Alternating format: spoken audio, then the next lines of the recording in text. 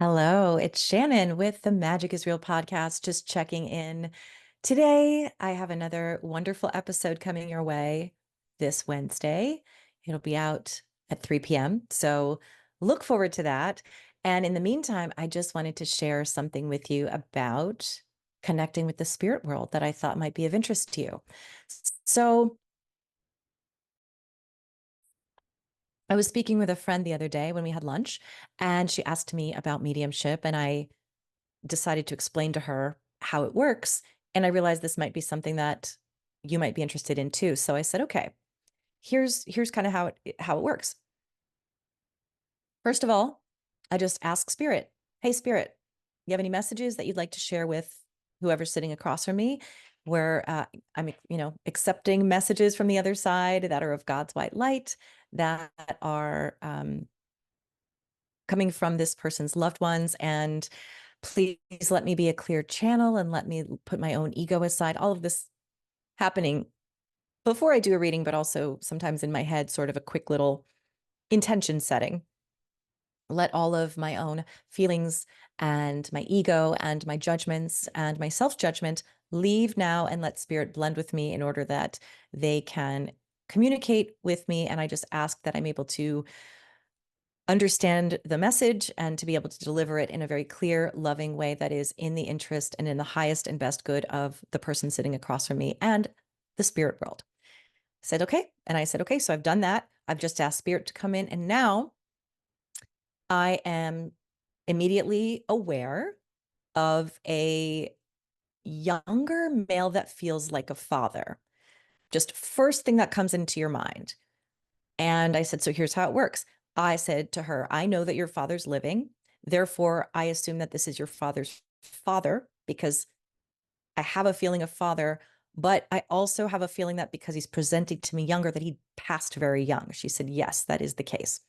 So I said, I can, because I kind of am feeling like he looks like your dad, but he's not your dad. And then I said, and he's wearing sort of like a fedora kind of a hat. She said, yes, I have a picture of him wearing that hat. And I said, and he's very, I feel like blues and jazz is very important to him. Like I can see he's sort of surrounded, might even like to hang out at sort of like speakeasies or something. She said, I didn't really know him. I didn't know him ever, but she said, my dad is, that's describes my dad really well too. So all of a sudden I said, somebody died on the train tracks. And I'm going to make up a name just for privacy reasons. It was, I said, and I'm hearing the name. It was a nickname. It was like a name, a shortened name. And she said, hold on a second. Let me just look on my phone for something. And she came back to me and she said, Shannon, my high school teacher, who was sort of the one of those inspirational teachers like Robin Williams in Dead Poet Society, where he was very involved with his students. She said he just took his life by laying down on the tracks. And she looked his name up on Google and found out that the name that I heard was his middle name. So I said, and I feel that his family called him by that name. So I was demonstrating to her that it's really as easy as that. We make it more complicated than it has to be. So I think that a lot of us, I have chills. I don't know why, but spirit's validating this, is that we're trying so hard that we go into our human thinking brain. I want to see something. What's there? Instead of searching for the information, let it just drop in. So this takes an enormous amount of blind trust and faith, where you just have to trust the process, that literally the first thing that comes into your mind. So when I say spirit, I'm ready to work, immediately, what do you see? Don't even think about it. Just receive it. Woman, grandma. If a name pops in, great, go with that. Feelings. How does she feel in her energy? How does she feel like a warm person or sort of a rigid person or someone that's a little bit more pulled back? Nurse. She's a nurse, like, I'll see maybe a woman who's a nurse. When I see a nurse, I see Red Cross. And I'll also have the sort of impression of a hospital, and I'll maybe see her in a nurse's uniform. Or so over time, you start to see the same symbols over and over and over. And interestingly, one of the symbols that I've learned for myself that I'm finally able to confirm. Whenever I see this, I know for sure what it means, because the last 10 readings, every time I've seen this, it's been the same thing. So if I see an open casket, for example, to me, that means that they weren't cremated. They had an open casket, because they're showing me that. And most of the time, and I'm pretty sure this means all of the time now, it means that you put something in the casket with them. And then what I do is I say, well, what did you put in? Okay, you're showing me the casket. That means I know that your family was there, and I know they put something in your casket. What was it? And then it's sort of like my imagination, my mind zooms into the casket, and I'm able to see the object. So the other day I saw that, and I saw an open casket, and I said, I'm immediately, without thinking, white rose, cozy blanket. Well, the sitter couldn't take that. And she said, I don't know what that means. Well, it turned out that her daughter's husband wrote to me and said, or she wrote to me and said, I spoke with my daughter's husband. He reminded me that my granddaughter drew a white rose and put it in with her mom. And also my daughter she had what were called her cozy blankies. So they put one into the casket with her. So it's really easier than you think. And I wanted to share that, because people don't always realize that we are all capable of doing this. Some people are more sensitive than others. Some people are able to really see spirit with their naked eye. They might see orbs. They might really see shadows. I don't. Literally, it all is just something that drops into my head. It's like a thought. I might hear a name or a word in my own voice.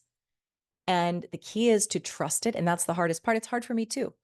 I actually said, did somebody pass on the train tracks, or did someone get pushed on the train tracks? And I said, I don't know. And I started to say, I don't know. That sounds crazy, because it's not a very common thing. And she said, literally, this just happened 2 months ago. So even I have to learn to just say, nope, this is what I'm seeing. I know it.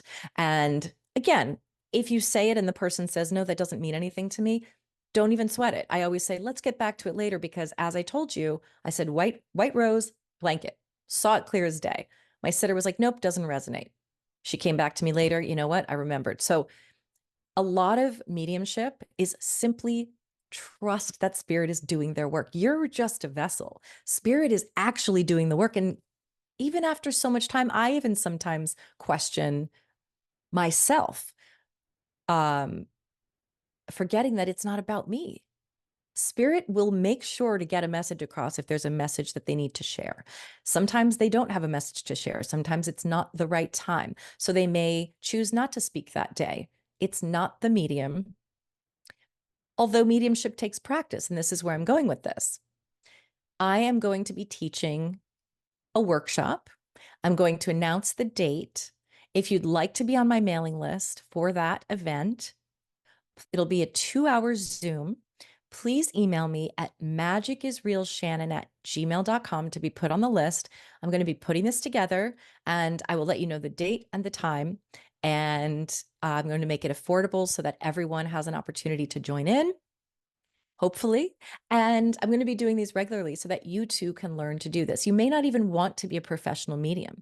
You might just want to better connect with your own loved ones on the other side, better listen to your intuition. So I hope that you'll join me. I'd love to work with you and coach you. And I'm just so grateful for this community that this podcast has generated. Thank you for being here. Thank you for listening. Thank you for your interest.